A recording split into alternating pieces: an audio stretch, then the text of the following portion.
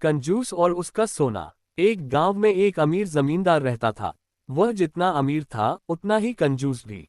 अपने धन को सुरक्षित रखने का उसने एक अजीब तरीका निकाला था। वह धन से सोना खरीदता और फिर उस सोने को गलाकर उसके गोले बनाकर अपने एक खेत में एक पेड़ के नीचे गड्ढा खोदकर डाल देता था।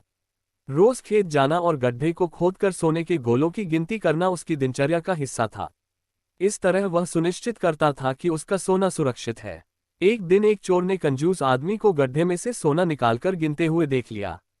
वह छुपकर उसके जाने का इंतजार करने लगा। जैसे ही कंजूस आदमी गया, वह गड्ढे के पास पहुंचा और उसमें से सोना निकालकर भाग गया। अगले दिन जब कंजूस आदमी खेत में गड्ढे के पास पहुंचा तो सारा सोना नदारद पाकर रोने पीटने लगा।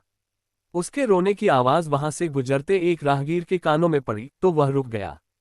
उसने कंजूस आदमी से रोने का कारण पूछा तो कंजूस आदमी बोला, मैं लुट गया, बर्बाद हो गया, कोई मेरा सारा सोना लेकर भाग गया।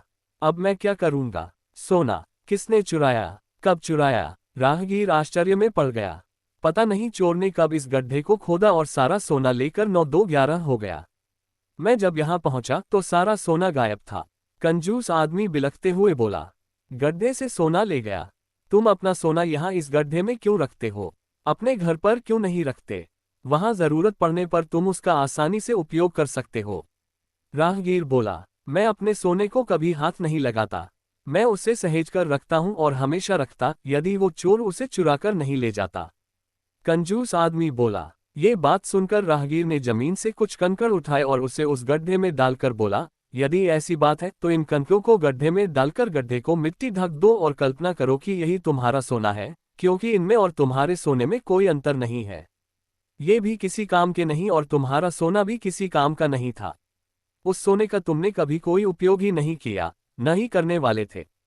उसका होना न होना बराबर था।